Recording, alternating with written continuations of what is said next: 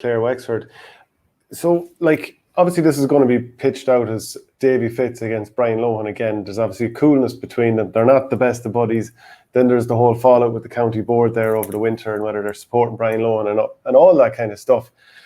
Like, if you're a manager and you hear all this talk going on around, the management, let's say you were managing against Brian Cody or whatever, this kind of stuff, does that bother you at all? Or is it water off a duck's back?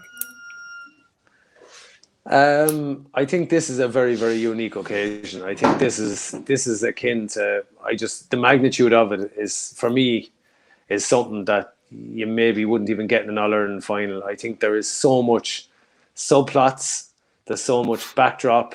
It's just, I don't think you'd get it in, one of Shakespeare's plays. I think there's so much going on, and I don't say that lightly. I just think this has been building up, and there's obviously the two managers. I think this is probably the first and only time, where 15 players going toe to toe.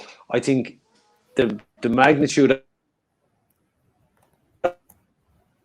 of it and the impact of it, like that you go, either of them are obviously not going to come out and say to their players, do this one for the gaffer. But I think there's just so much going on here. I'm